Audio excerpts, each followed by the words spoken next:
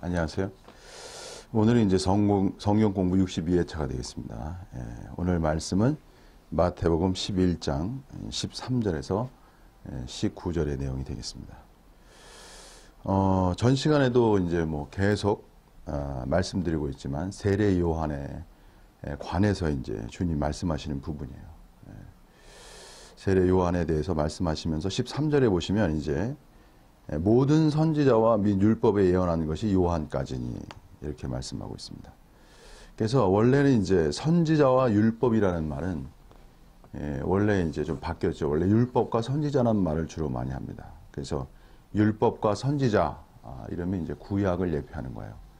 근데 여기서는 특별히 이제 선지자라는 말을 먼저 썼습니다. 그래서 선지자와 율법 이렇게 순서를 좀 바꿨습니다. 순서를 바꾼 것은 세례 요한이 선지자의 역할을 하고 있었죠. 그래서 세례 요한에 대한 어떤 중점, 세례 요한에 대한 어떤 강조점, 그것이 있기 때문에 선지자라는 말을 먼저 한 것으로 보입니다. 그래서 모든 선지자와, 모든이라는 단어를 썼네요. 모든 선지자와 율법에 예언한 것이 요한까지니.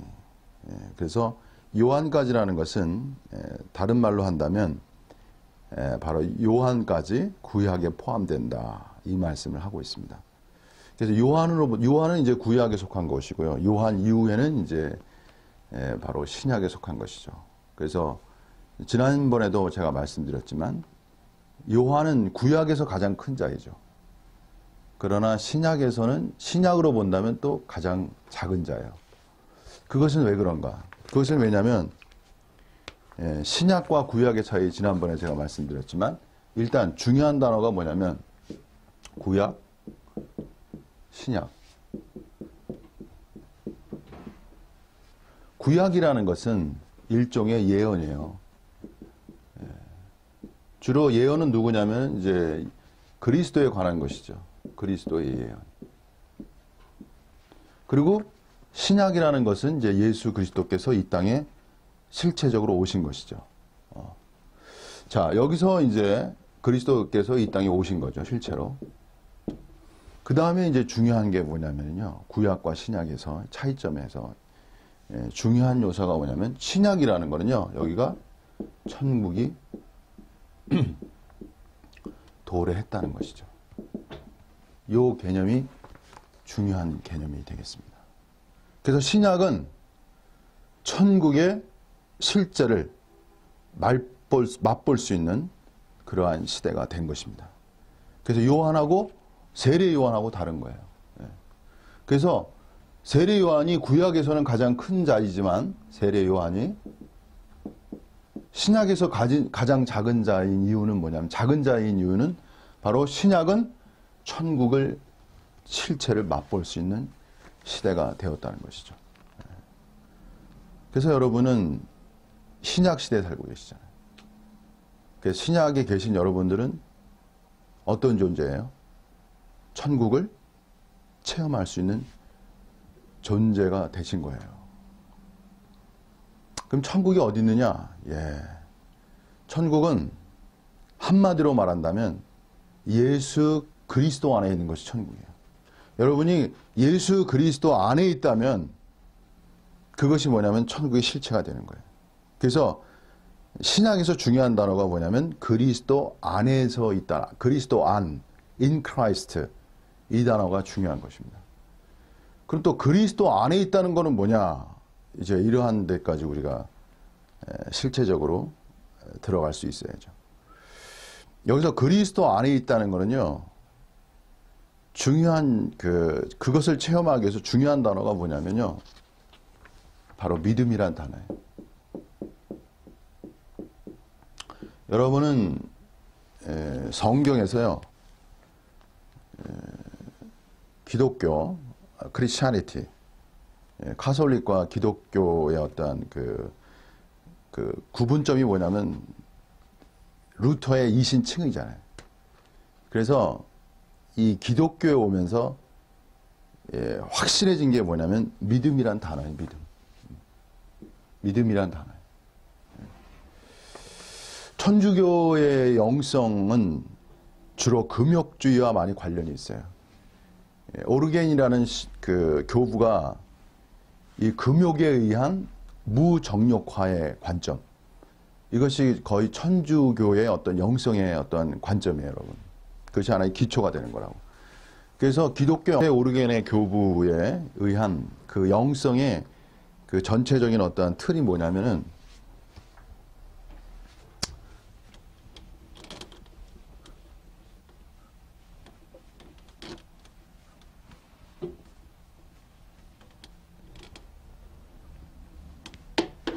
금욕주의적, 금욕에 의한 무정욕화. 이 관점이 있습니다. 그러니까 인간이 가진 어떤 정욕의 무정욕화가 일어날 때, 이게 다시 말하면 이것이 영혼의 정화가 되죠.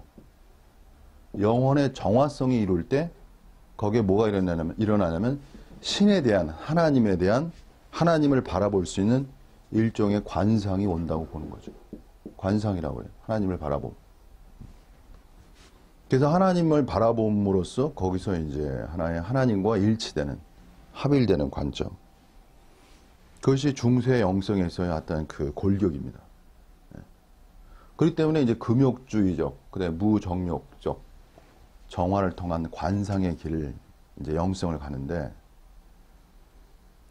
이제 프로테스탄트에 오면서 이거는 주로 인간의 어떠한 그 의지적 면이 강해요. 인간이 하는 면들이. 근데 프로테스탄트에 오면서 중요한 요소가 뭐냐면 바로 믿음에 관한 관점이라는 거예요. 그래서 이 믿음이 결국은 뭐야? 칭의와 더 나아가서는 성화를 이루는 근간이 되는 거예요. 그래서 칭의는 볼 것도 없어요. 칭의는 의롭다 하심을 얻는 것은 분명히 인간의 행위와 공로가 아니고 예수 그리스도를 믿는 믿음으로 말미암는 거예요. 그래서 확신한 겁니다. 근데 성화적 측면에서는 믿음이 기본이 되면서, 믿음이 또 기본이 되어야 돼요. 믿음이 기본이 되면서 더 나아가서 인간의 일종의 이제 은혜에 의한 협력, 동역의 어떤 관점이 있는 것이죠. 이것이 기독교 영성이야, 그 카톨릭 영성과 기독교 영성에서의 어떤 구분점이에요. 그래서 믿음이라는 단어가 굉장히 중요한 요소가 됩니다. 그래서 여러분 그리스도 신앙 안에서요, 믿음이 얼마나 위대한가를 여러분이 아셔야 돼요. 믿음으로 가지 않으면 영성의 길은 열릴 수가 없는 거예요.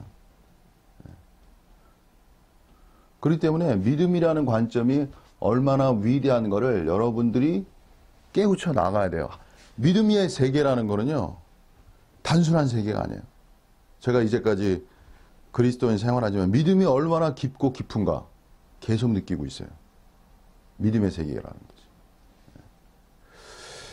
그래서 지금 이제 믿음과 이제 대조된 게 뭐냐면 이제 깨달음의 세계라는 거예요. 이제 불교는 이제 깨달음의 세계가 되는 것이고요. 기독교는 믿음의 세계가 되죠. 근데 이 깨달음의 세계와 믿음의 세계의 차이점이 또 뭐냐면은, 깨달음의 세계는요, 본성상 그게 뭐냐면 이성의 세계, 이성적이란 말이에요. 깨달음의 세계는. 그래서 불교는 굉장히 어떤 중에 이성적 종교라고 그래요. 이성적 종교. 그리고 보편적 종교예요. 이성으로서의 깨달음이 되기 때문에. 근데 기독교는 달라요. 믿음이라는 건 뭐냐면 이성의 깨달음을 포함하지만 그것을 넘어서 있어요. 그래서 기독교는 뭐냐면 믿음의 세계. 믿음의 세계라는 거는 이성을 넘어선 어떤 세계야? 초이성의 세계라는 거예요. 그래서 하나님의 세계는요, 이성을 넘어서 있어. 깨달음을 일종의 넘어서 있는 거야. 그 깨달음을 넘어서 있는 개념이기 때문에 그것을 revelation, 다시 말하면 하나님이 계시해 주어야 알 수 있는 개념이란 말이에요. 아무리 소위 말하면 인간이 아무리 깨달아도 깨달을 수 없는 것이 하나님의 영역이야. 그렇기 때문에 왜 하나님이 여러분에게 계시를 해주셔야 돼. 그래야 깨달을 수가 있는 거야. 그래서 계시를 받기 위해서는 뭐야? 일종의 여러분이 믿음이 필요한 거야. 근데 그래서 어거스틴이 뭐라고 해? 믿어야 이해된다는 말을 한 거예요. 터툴리아는 교부는 뭐냐면은 불합리성을 얘기했어요. 불합리하기 때문에 믿는다고 말한 거야. 터툴리안 교부가 말한 거예요, 여러분. 그래서 기독교라는 그 자체가 이성적으로 생각하면 뭐예요? 이게 신의 영역이기 때문에 불합리성이 존재한단 말이에요, 여러분. 저도 맨 처음에 신앙 가질 때 특히 기적의 면들이 막 나타날 때 믿기가 어렵더라고. 어? 뭐 병 고친 것까지는 어느 정도 믿겠는데 뭐 홍해가 갈라졌어? 이건 너무 믿기가 어려워. 그죠? 기적적인 거 특별히. 예? 근데 하나님은 어떤 분이에요? 하나님은 전지성이기 때문에 자연적 역사를 뛰어넘는 초자연의 역사를 가져올 수 있는 분이지. 그분이 신이신데, 하나님이신데 못할 게 뭐가 있어요? 그죠? 그렇기 때문에 하나님에 대한 하나님을 인식하기 위해서는 우리가 뭐예요? 우리의 이성을 뛰어넘는 초이성의, 다시 말하면 믿음으로의 영역으로 들어가야 돼요. 그 믿음이 없으면 하나님을 이해할 수가 없는 거예요, 여러분. 왜 요즘은 홍해 갈라지고 그런 일이 없어요? 그거는 할 필요가 없겠죠. 예? 그거는 이제 중요한 거는 이제 신약에 와서는 여러분 이제 중요한 이제 이 말이 좀 빗나가는데 하나님의 그 목적성은요 초자연적 기적의 목적성이 아니에요, 여러분.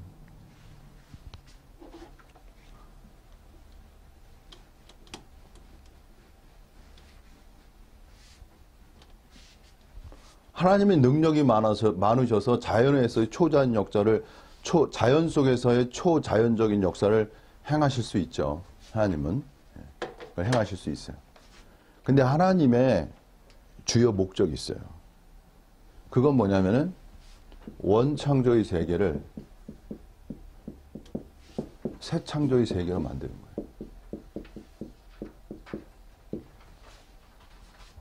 하나님의 능력자이시기 때문에 기적의 역사를 취할 수 있지만 하나님의 그 뜻의 어떤 본질은 뭐냐면 원창조가 새 창조로 바뀌어지는 거예요.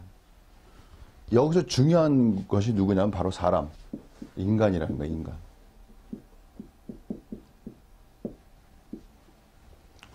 그래서 하나님은 사람을 어떤 존재로 만드시는가? 새로운 창조로 만드시는 거예요. 새로운 피조물로 만드시는 거예요. 이것이 하나님의 주 역사예요, 여러분. 그래서 여러분이 오늘날 말씀을 듣잖아요. 여기서, 그죠?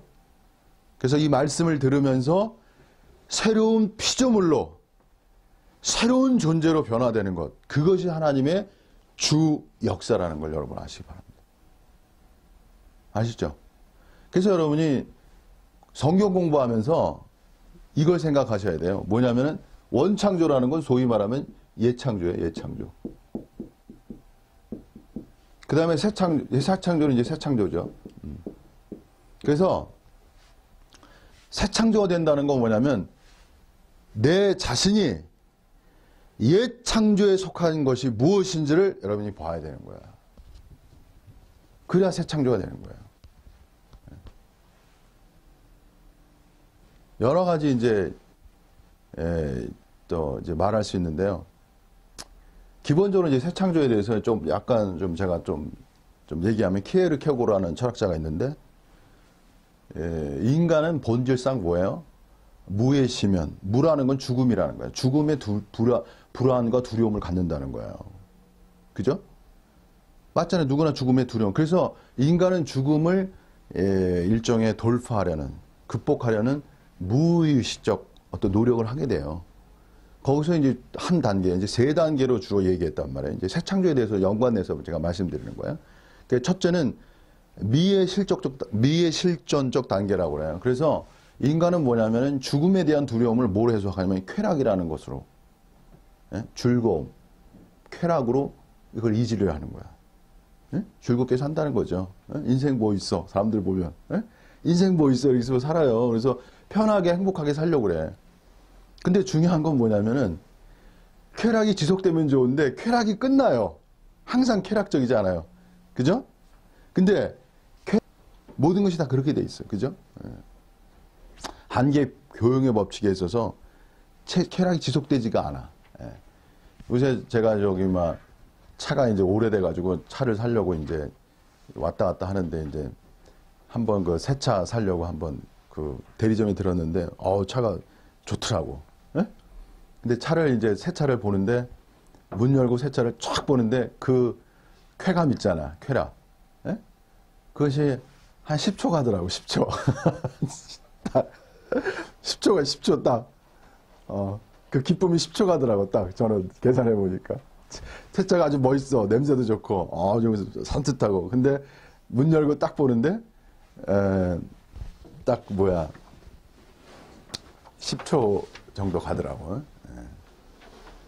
그래가지고 야, 이것이 일종의 세상이 주는 쾌락이구나. 제가 한번 다시 느꼈어요. 그래서 키에르케고르에 의하면 이제 이렇게 실존적으로 쾌락으로 가던 사람은 그 쾌락의 끝이 올 때 더 깊은 공허감, 더 무의미성, 무가치성, 더 어둠의 심연을 느낀다는 거 아니에요. 그래서 그 사람들이 이제 윤리적 실존 단계로 들어가요. 윤리적 실존 단계로 들어가면 뭐가 발생하냐? 이제 양심적으로 살아가는 거야.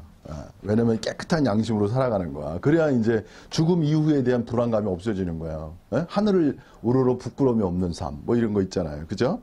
근데 거기서 이제 또 발생하는 게 뭐냐면은 양심으로 살아갈 때 비로소 인간은 뭘 발견하냐면 자기 존재가 양심을 살아가기를 원하나 양심으로 살아갈 수 없는 존재성을 발견한다는 거야.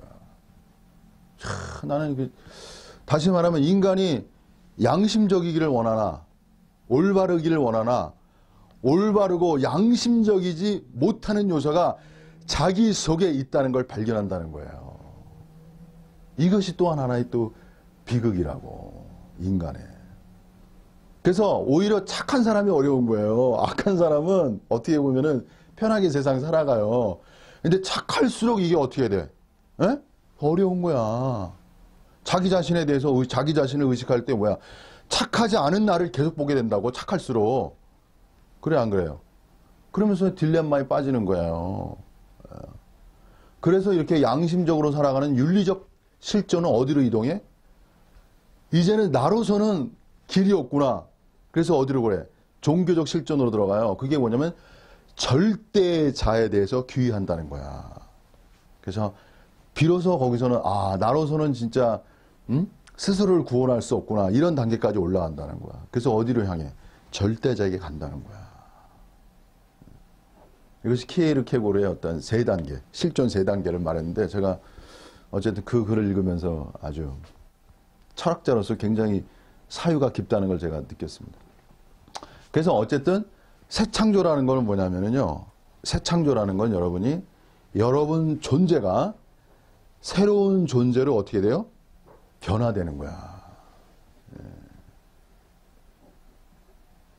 그런 존재로 여러분이 변화되어야 여기서 뭐예요? 여러분이 실체적으로 천국의 시제를 맛볼 수 있는 사람이 되는 것이죠.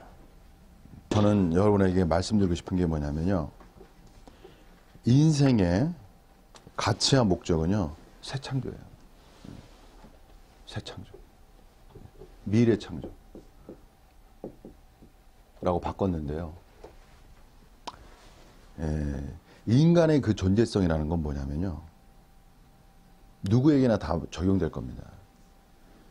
현 존재성에 대한 일종의 결핍을 느끼는 거죠.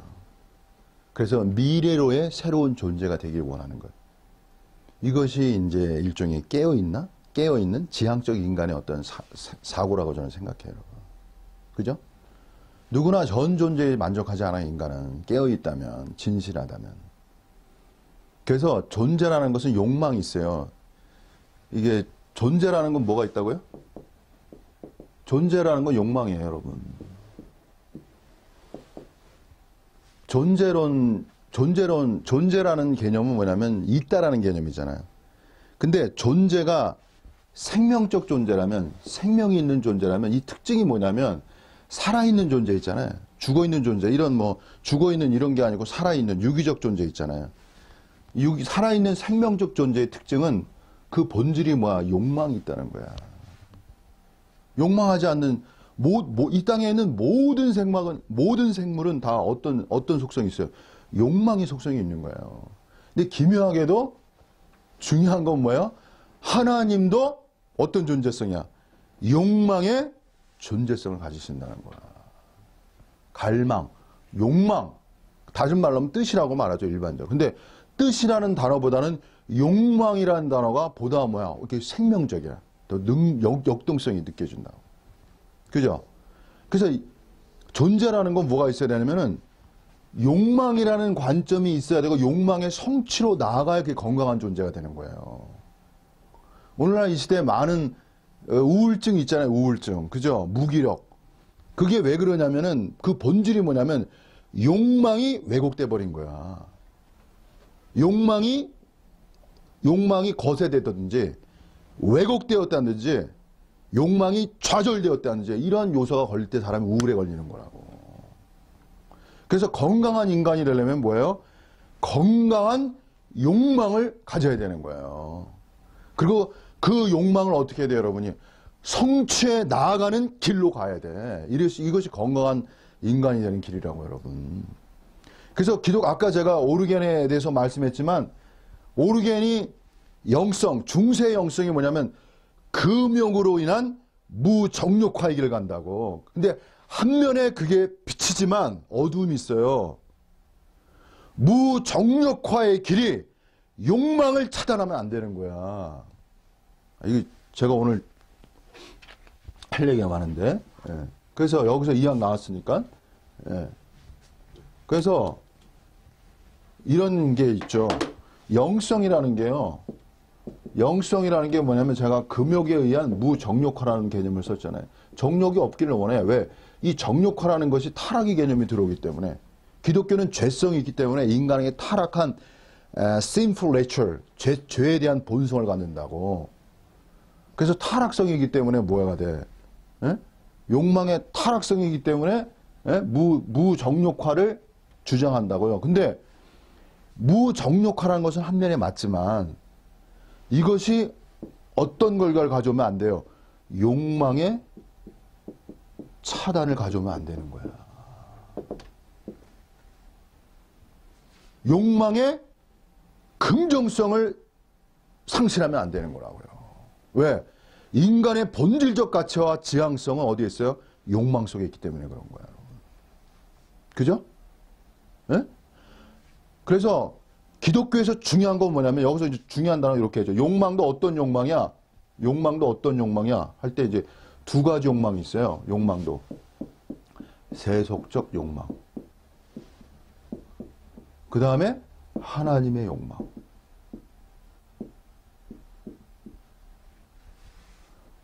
무정욕화로 인해서 세속적 욕망이 차단되는 것은 맞는 거예요. 그러나 무정욕화로 인해서 하나님의 욕망까지 차단하면 안 되는 거예요. 왜 그러냐? 중요한 게 있어요, 여러분.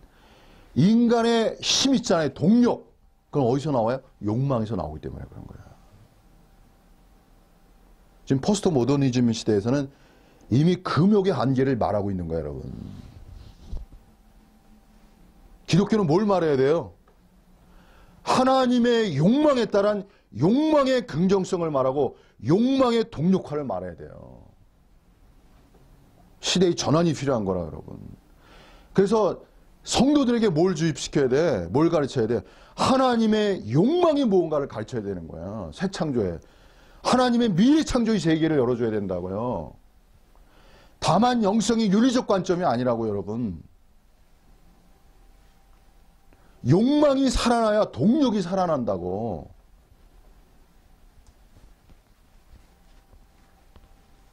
그게 불교적 관점도 아니라고요, 여러분. 불교도 공과 무의 개념이기 때문에 욕망의 개념이 아니라고. 그래서 불교적 관점은 문제 없애기, 집착 이런 거야. 제가 나이 든 분 만나면은 집착하지 마라. 어디에 잡히지 마라. 그것도 집착이다. 뭘 주장해도 다 집착이야. 근데 중요한 게 있어요, 여러분. 인식으로서는 어떤 걸 집착하지 않기 때문에 자유를 얻을 수 있어요. 그래서 불교라는 건 인식의 자유론이라고 원래 불교적 관점이. 근데 인식은 자유하지만 중요한 게 있죠. 여러분, 새창조라는 세계는, 이 새창조라는 단어가 중요한 거예요. 새창조의 이 세계는, 여기서 이 새창조라는 단어 속에는 하나님의 욕망이 담겨 있다고. 그게 뭐냐? 하나님은 어떤 세상을 원하는 거야? 하나님은 무의 세상을 원하는 게 아니에요. 문제가 없는 세상을 원하시는 게 아니라고. 하나님은 어떤 세상을 원하시는가? 하나님은 창조의 세상을 원하시는 거라고. 새로운 세계를 원하는 거라고, 여러분. 여러분 교회 다니면서 어떤 세계가 열려야 돼요? 여러분의 인생에 새로운 세계관이 열려야 되는 거야. 새로운 삶이 열려야 되는 것이고, 기독교는 여러분에게 뭘 제시해야 돼요? 여러분이 정말 기뻐하고 기뻐할 수 있는 새로운 삶이 무엇인가를 제시할 수 있어야 된다고. 이게 기독교의 본질이라는 거, 여러분. 이 창조의 세계라는 거야. 여기서 이제 좀 더 나가겠습니다. 오늘 제가 이 얘기 하려고 하는 건 아닌데 어떻게 얘기하다 보니까. 예.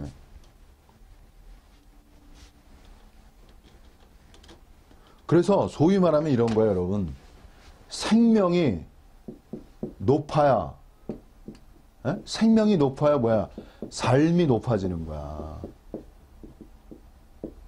생명성이 높아야 삶이 높아지는 거야. 원숭이 삶하고 사람 삶하고 달라요, 여러분. 왜? 생명의 깊이가 다른 거야. 여러분, 원숭이가 이렇게 세련된 집에서 이렇게 깨끗하게 가구 갖다 놓고 살겠어요? 생명이 높아야 뭐가 달라지는 거야? 삶이 달라지는 거야. 제가 여기서 이제 바꿔 말할게요. 중요한 말씀 드릴게요. 욕망이 높아야 새로운 삶이 높아지는 거야, 여러분. 욕망이 높아야 돼. 생명이란 건 추상적 단어라고, 관념적 단어고, 생명보다 어떤 단어가 더 구체적 단어냐? 욕망이란 단어라는 거야, 여러분. 욕망이 차원이 높아야 돼. 가장 차원 높은 욕망이 무슨 욕망이었어? 하나님의 욕망이 되는 거야, 여러분. 가장 차원 높은 욕망을 가져야 가장 차원 높은 뭐가 나타나? 삶이 나타나는 거야, 여러분. 오늘 기독교는 이걸 제시해야 되는 거야. 어떤 거? 이 땅에서 후회 없는 가장 최고의 삶이 무엇인지를 제시할 수 있어야 돼요. 뭐에 따라서? 하나님의 생명과 하나님의 욕망에 따라서.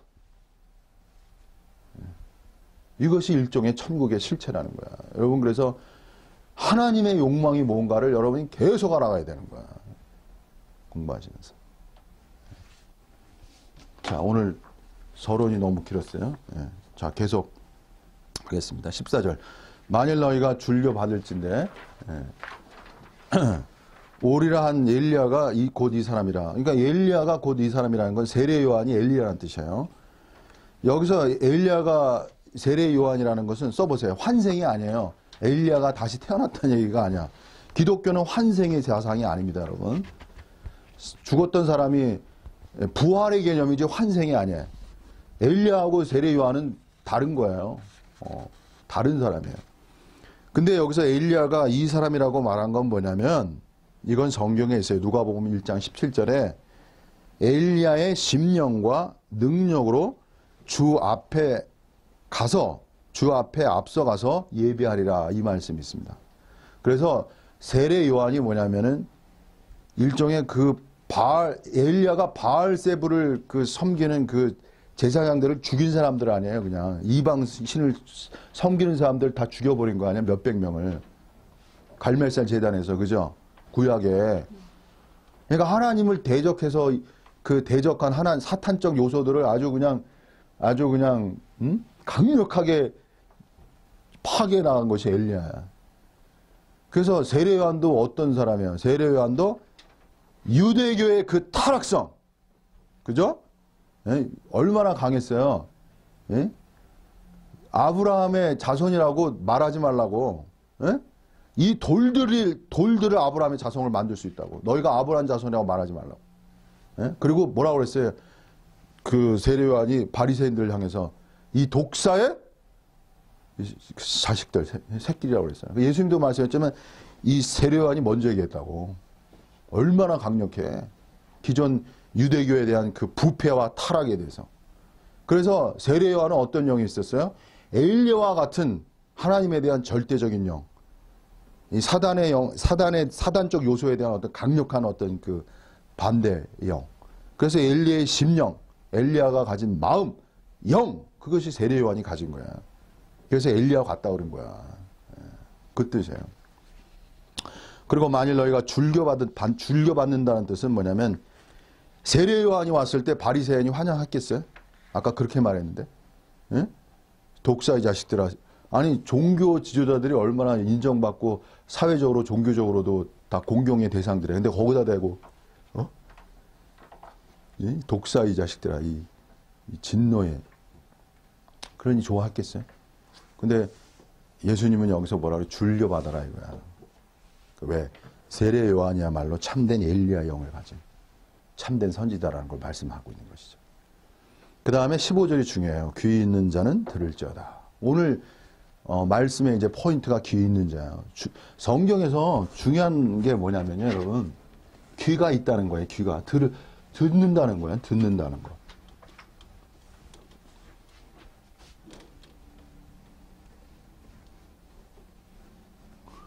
귀가 있다는 거는 뭐냐면은, 다른 말로 하면요, 말씀에 대한 뭐가 있다는 거야. 말씀에 대한 이해가 있다는 거야. 이해. 말씀을 이해한다는 게 중요한 거야. understanding. 근데 말씀을 이해하지 못하는 요소가 있어요, 여러분. 말씀이 이해가 안 돼. 오늘 그거 두 가지만 얘기하겠습니다. 왜 말씀이 이해가 안 되냐. 귀가 있어도 들을 수가 없어. 귀 있는 자는 들을지어다. 들을 수 있어야 돼. 이해할 수 있어야 하는데 이해를 못 해요. 거기서 두 가지 요소만 말할게요. 첫 번째 뭐냐면은 선입관.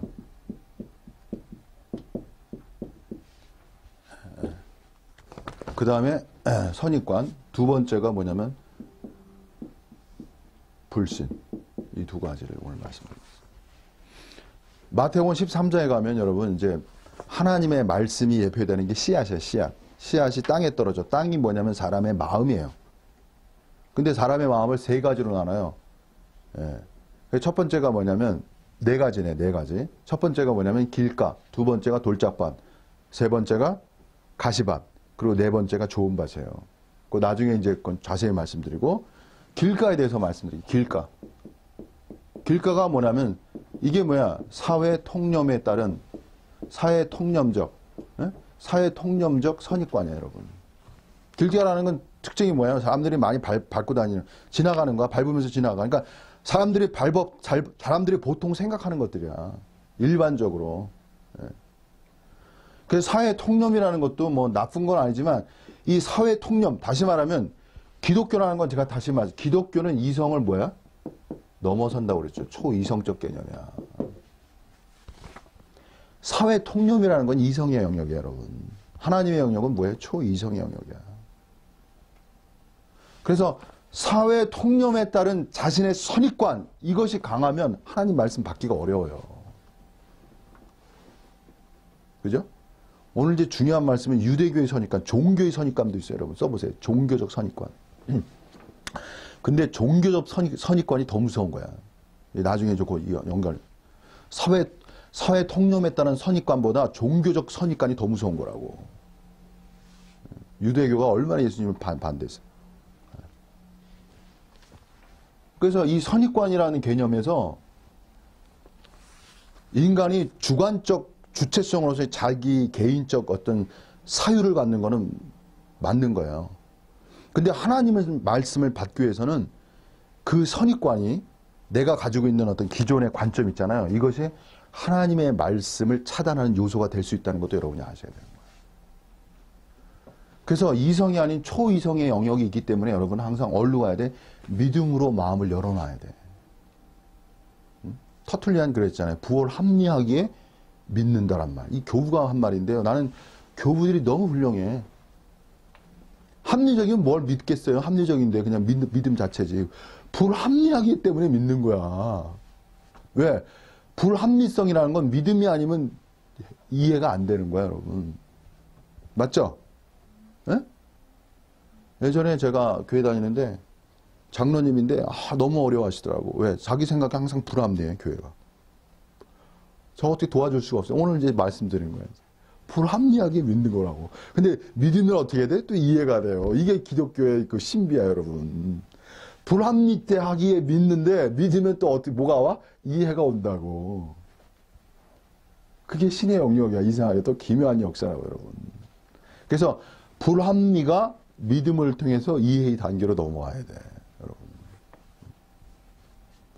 그게 선입관이라는 것. 그 다음에 불신. 같은 말이에요. 믿지 않으면 어떻게 돼?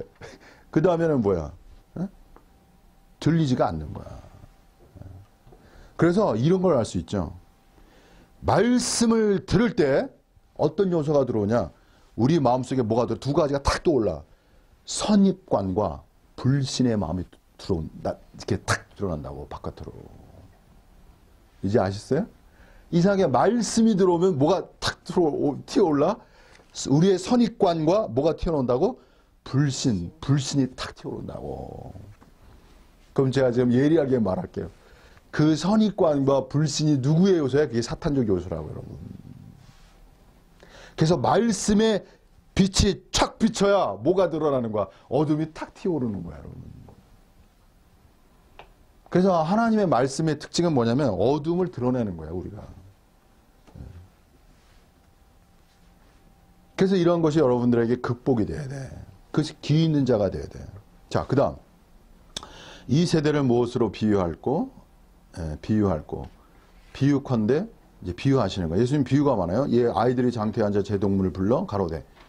아이들이 이제 그 당시에 장터에 이제 부모님들이 뭘 사러 갔을 거 아니야. 물건. 그러면 아이들은 나름대로 논다고. 그래서 거기서 이제 무슨 놀이를 하겠죠. 나름대로. 이제 그 얘기를 이제 비유적으로 말씀하시는 거야. 아이들이 노는 걸. 근데 거기서 어떡하냐. 보세요. 가로되 우리가 너희를 향하여 피리를 불어도 춤을 추어도. 이 피리와 춤은 일종의 이제 결혼식에 하는 거예요. 결혼식이라는 것은 즐거움이야. 일종의. 예. 그 다음에 애곡한다, 가슴을 친다. 이거는 장례식이에요. 예. 그래서 피리를 불어도 너희가 춤추지 않고, 피리를 부르면 춤을 춰야 되는데 춤을 추지 않고, 애곡을 하여도 가슴을 치지 않아. 애곡을 하면 뭐야? 가슴을 쳐야 되는데. 한 것 같도다. 이렇게 말했어요. 참 비유가 무슨 말씀을 하시는가.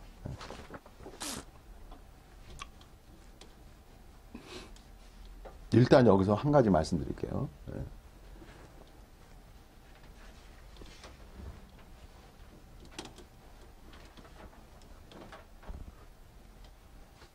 여기서 한 가지 말씀드리면 뭐냐면 피리를 불어도 춤을 추지 않는다. 다시 말하면요. 뭐가 있어야 된다는 거야? 살아있다는 건. 에? 반응이 있어야 된다는 거야. 반응. 어떤 반응이야? 다른 말로 하면 호응이 있어야죠. 호응. 이렇게 단어를 쓸 수 있어. 호응. 좋은 반응이 있어야지. 피를 피면 춤을 춰야지. 반응이 없어. 그래서 여러분 보세요. 이렇게 말씀드릴게요. 복음의 말씀을 들은 사람은요. 그 사람이 귀가 있다면 뭐가 일어나야 돼? 반응이 일어나야 되는 거야. 여기 중요한 거야. 복음의 말씀을 귀가 있는 사람이 뭐냐면은 반응이 있는 사람이 귀가 있는 사람이야. 반응이 없어. 그럼 뭐가 없는 거야? 귀가 없는 거야, 여러분. 간단한 거예요. 복음의 말씀에 반응이 와야 되는 거야. 복음의 말씀에 반응해서 하나 써보세요. 어떤 반응이 와야 되냐? 첫 번째, 기쁨이 와야 돼. 이거 중요한 단어입니다. 여러분 복음의 말씀을 들을 때 기뻐야 돼요. 왜? 복음이라는 단어가 이게 뭐야? 좋은 소식이란 뜻이야 원래가. 이해하셨어요? 여러분 하나님의 말씀을 들을 때의 특징이 뭐냐면 기쁨이야. 근데 그 다음엔 또 역으로 얘기했잖아. 애곡한다 그랬죠? 그 다음에 두 번째 반응을 제가 해석을 해드리는 거야 제가. 기쁨이 오고 두 번째는 애곡. 뭐가 와야 돼? 회개가 와야 돼. 회개의 마음이 있어야 돼. 자신에 대해서 어떤 마음이, 통곡의 마음이 있어야 돼. 그래서 하나님의 말씀은요, 기쁨을 주면서 또 뭘 줘? 자기 자신에 대해서 애통함을 주는 거야. 가난한 자는 복이 있나니, 애통하는 자는 복이 있나니. 그잖아요. 그죠? 그래서 대진리적 말씀. 하나님의 말씀의 특징은 뭐야? 애통을 주는 거야, 또. 응? 이게 반응이라고, 여러분. 그래서 하나님의 말씀을 들을 때 너무 세상에 줄 수 없는 그 기쁨을 주는 거야. 이 말씀을 들으면서 기뻐야 돼요. 에? 이상하게 기뻐. 어? 기쁨이 있나요? 에? 왜 대답이 없지? 없나 보거든? 너무 있습니다. 너무 있어요. 너무 있어야 되는 거야. 근데 또 여러분 마음속에 애통이 있어요? 네. 이게 맞는 거야. 이 기묘한 말씀이에요. 하나님 말씀이. 기쁨이 있으면서 애통이 있어. 이게 살아있는 거야. 반응이 있는 거야. 이게 사람을 기쁘게 해주는 거야. 진짜로 여러분. 그 애통이라는 건 진짜 뭐랄까. 그 애통이라는 게 어떤 부정적 애통이 아니고 기쁨의 애통이야. 그것도 일종의. 행복의 애통이라고. 어? 예? 씻김의 애통이라고. 씻김. 뭔가 장막이 씻겨지는 애통. 예? 뭔가 닫혀진 게 애통. 제가 어떤 분이 말하는 걸 참 듣고 제가 약간 좀 감동이 있었는데 뭐냐면 제3세계에서는요 복음 전하기가 쉬워요. 그리고 왜냐하면 제3세계는 뭐가 가냐면요 사람들이 단순해요. 예? 저렇게 좀 못 사는 나라들 뭐 캄보디아 뭐 이런데 예? 몽골 이런 데는 좀 못 살아요. 그쪽 동남아시아 이쪽에 그 사람들은 뭐가 가냐면 이제 거울로 말하면 그냥 물로 씻으면 돼. 물로 한번 씻으면 돼. 예? 물만 뿌려도 그냥 거울이 깨끗해져. 이 창문이. 예? 근데 우리나라는 다르단 말이에요. 우리나라 같이. 약간 이제 중진국, 이제 선진국 궤도에 올라가는 나라들은 복잡해요. 인간들이. 물로 씻어지지를 않아. 물로 뿌린다고 저 창문이 깨끗이 씻어지는 나라가 아니야, 이제는. 왜? 고도화가 돼가지고. 지적 역량이 고도화됐거든. 사단의 역사도 고도화됐어요. 그래서 뭐가 필요한 거야? 우리나라 같은 사람들은 창문으로 비하면 약품을 뿌려야 돼, 약품을. 약품을 뿌려야만 그 창문이 깨끗해지는 거야. 그래서 목사님들이 어떻게 돼? 약품을 개발해야 되는 거예요. 고급의 약품을. 하나님의 말씀으로. 제 말 이해했어요? 예? 아주 재밌는 비유 아니에요, 여러분? 고급의 약품으로 씻어야 돼. 그래야 이 사단이 정교하게 이게 침투해 들어왔기 때문에 정교한 말씀의 사역이 필요한 거야. 그 목사님들이 더 깨어야 되고요. 공부를 더 깊이 해야 돼요. 하나님께 더 간구해야 되고 알아야 할 것도 많고 더 예리하고 정교화돼야 돼. 고급화가 일어나야 돼. 그래야 복음의 역사가 더 강력하게 일어나는 거야. 저는 한국에서 이런 역사가 일어났으면 좋겠습니다. 제가. 나는 한국을 복음화하고 싶어요. 진짜. 얼마나 좋아요. 이 한국을 정복하면 세계를 정복할 것 같아. 지금 유럽은 교회가 지금 하향하잖아. 왜?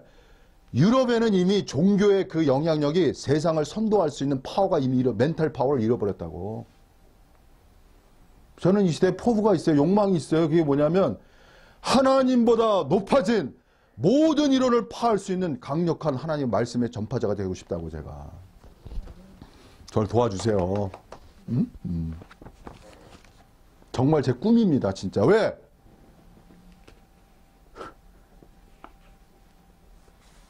제가 느끼는 게 뭐냐면 하나님이 너무나 위대하다는 거야. 제가 공부하고 신앙생활하면서 자꾸 느껴지는 게 뭐냐면 하나님은 내가 생각한 그 이상이라는 것. 위대하고 위대한 하나님. 이 마음이 내 마음속에 있어요. 그 하나님을 전하고 싶은 거야. 전하는 방법에서 뭐가 필요해? 지성이 필요한 거라고. 지성이. 옛날에 우리 기독교의 복음 전파는 감성이 좀 필요해요. 감성도 필요하지만 이제는 지성이 필요한 시대가 된 거야. 감성 갖고 안 돼. 옛날에는 우리나라 교회가 부흥할 때 감성적인 게 많았어요, 여러분. 막 울고 기도하고 뭐 여러 가지 체험하고. 근데 지금은 그렇게 감성적으로 교회가 부흥되는 시대가 아니야, 지금은. 지금은 어떤 시대에 지성으로서 부흥되는 시대가 된 거라고. 그래서 제가 젊었을 때는 부흥회가 많았어요. 근데 어느 날 순간 보니까 사경회가 많아지더라고. 부흥회는 좀 감정적이야. 사경회는 뭐야? 지적으로 변하는 거야. 근데 이 지적인 사경회가 깊이가 있어야 돼요. 어떤 깊이를 가져야 돼? 세상에 학문, 철학과 인문을, 과학을 돌파할 수 있는 최고적 관점을 가져야 돼요. 그죠? 그래야 복음 전파가 일어나는 거라고. 저는 그런 길 가길 원해요. 자, 그 다음에 18절에 보시면 요한이 와서 먹지도 않고 마시지도 아니하며 요한은 뭐냐면은 그 성경은 포도주도 안 마셨어요. 물은 마셨겠지만 포도주 같은 걸 안 마셨단 말이야. 어렸을 때부터 그렇게 했어. 나신일의 원칙에 따라서 그렇게 살았어요. 이는 저가 주 앞에서 큰 가지가 되며 포도주나 소주를 마시지 않고 모태로부터 성령을 충만함을 받아. 그래가지고 먹지도 않고 마시지도 않는 그런 금욕적인 생활을 하는 것이 요한이에요. 그러니까 한면에 훌륭한 건데 뭐라고 그래? 귀신이 들렸다 이렇게 말했어요.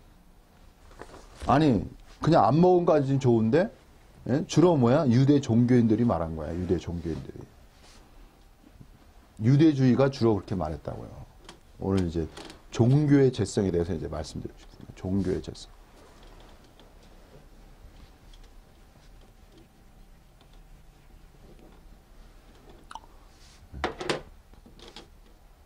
세례 요한이 안 마시고 먹지 않았어요. 금욕적인 거예요. 그 당시에 그 성전에 있는 그 어떤 종교 지도자들과 너무 다른 그걸 가져온 거야.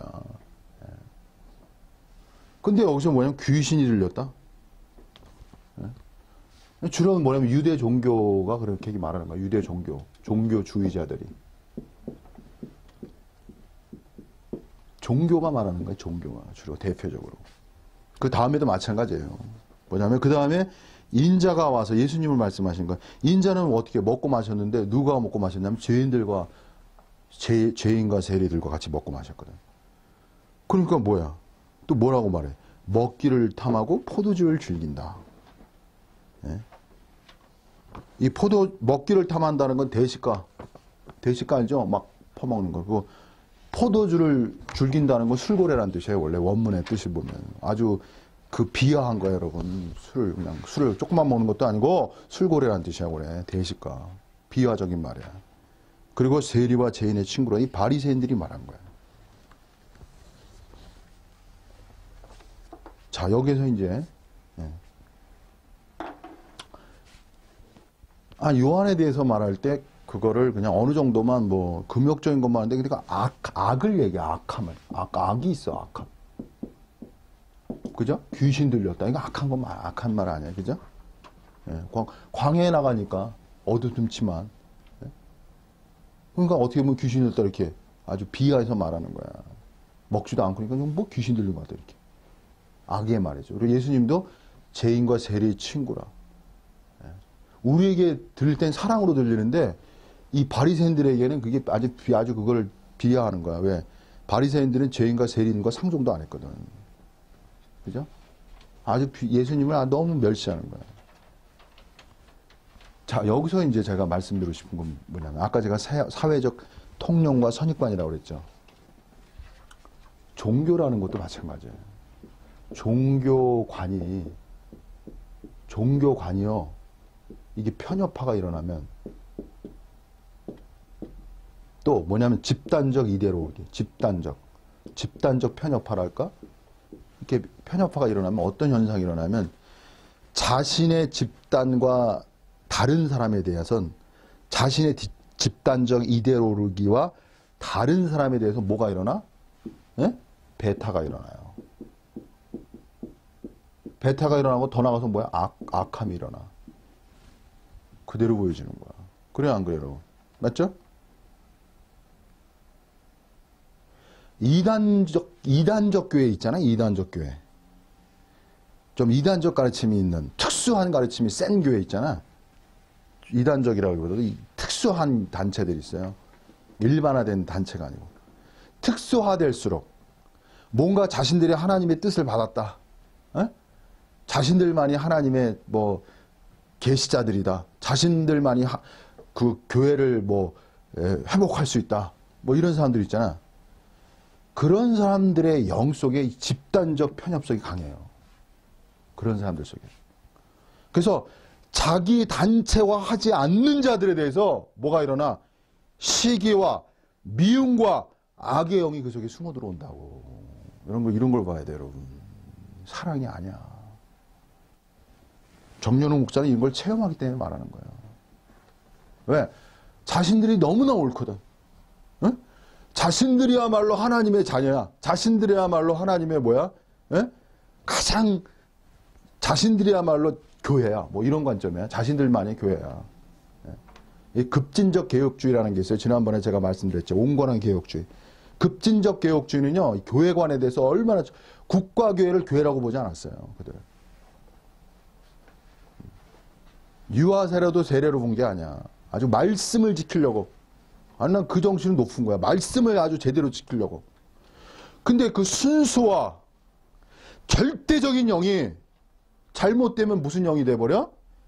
편협과 베타의 영이 되는 아이러니가 발생한다는 거야, 여러분. 순수하고 절대적인 거 얼마나 줘요, 하나님 앞에. 그죠? 바리새인이야말로 순수하고 절대적인 사람들이었어요, 원래가. 근데 바리새인이 오히려 어떤 사람, 유대교에 갇혀서 종교적 편협 속에 들어간 거야.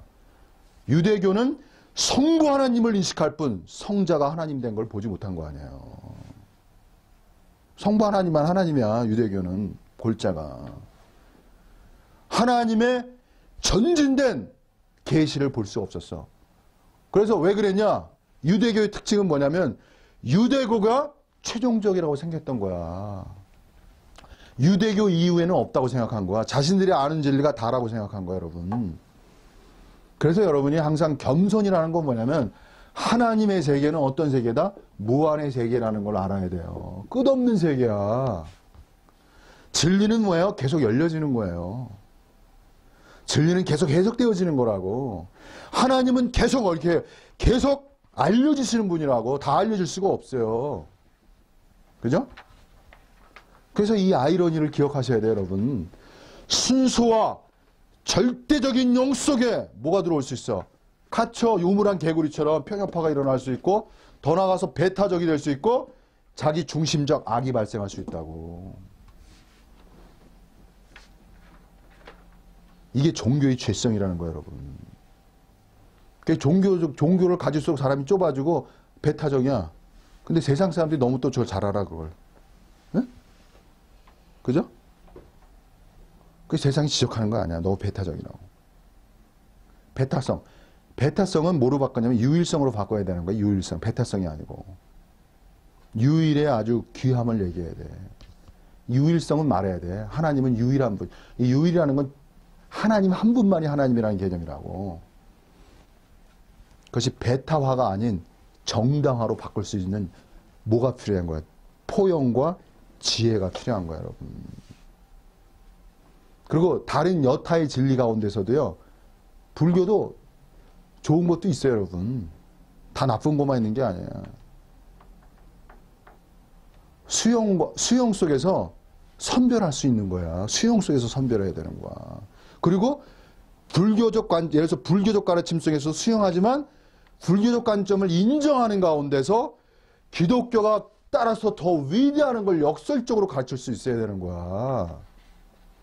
불교 안에서의 관계점을 말할 수 있어야지. 객관적으로. 왜? 그럴 수밖에 없어요. 왜? 기독교는 신의 말씀이기 때문에 그런 거야, 여러분. 저는 불교를 알면 알수록 기독교가 더 위대하다는 걸 역설적으로 이해한다니까. 계속 그렇다니까, 제가. 근데 불교도 위대한 걸 제가 인정해요. 그것도 인간의 깊은 사유이기 때문에. 근데 한계적이라는 걸 또 이해할 수밖에 없어. 왜? 하나님이 최고적이고 하나님이 인간이 생각할 수 없는 세계를 이미 열었기 때문에 그런 거야. 그래서도 항상 여러분 종교적 죄성이 무언가를 생각할 수 있기 바랍니다. 자, 넘어가겠습니다. 그다음 마지막. 친구라 지혜는 그 행한 일로 옳다함을 얻느니라. 이게 해석하기가 없죠. 지혜는 그 행한 일로 옳다함을 얻는다. 이게 무슨 소린가? 이건 이렇게 해석하면 돼요. 하나님의 지혜는 지혜의 행위들에 의해서 입증된다. 이 소리예요. 간단히 얘기하면. 지혜는 지혜의 행위들로 인해서 입증된다는 뜻이야. 그건 무슨 소리냐면요. 이런 얘기입니다. 세례 요한이나 예수님께서는 어떻게 행동하셨다? 지혜롭게 행동하셨다는 거예요. 그래서 지혜롭게 행동하셨기 때문에 결국 그분의 행동들은 옳다함으로 인정받을 것이다. 이 얘기야, 이 말씀이. 간단히 얘기하면. 자, 그래서 저는 오늘 마지막으로 이제 말씀을 마무리하겠습니다. 여러분이 중요한 건 뭐냐면요. 오늘 말씀 계속 들으면서 제 마음속에 여러분에게 꼭 전하고 싶은 게 있어요. 그건 뭐냐면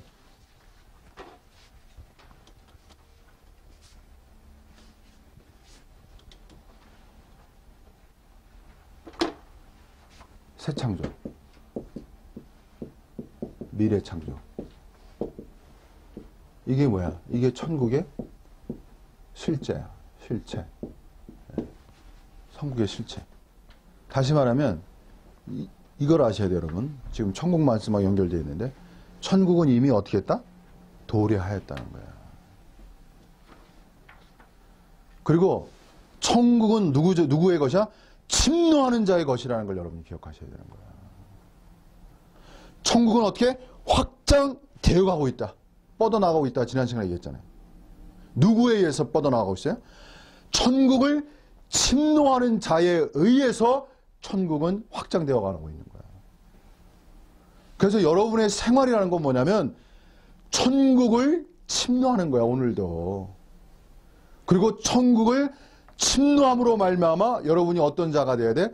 천국을 확장해 나아가는 자들이 돼야 되는 거야. 여러분의 것이 되는 거야. 여러분에게 어마어마한 밭을 주고 경작하라는 얘기야. 비슷하게 얘기하면. 경작하면 여러분의 것이 되는 거야, 그냥. 이미 경작할 땅도 주시고, 씨앗도 주시고 다 줬어. 이제 여러분은 뭐만 해? 심기만 하면 돼. 가꾸기만 하면 되는 거야. 침노만 하면 되는 거야.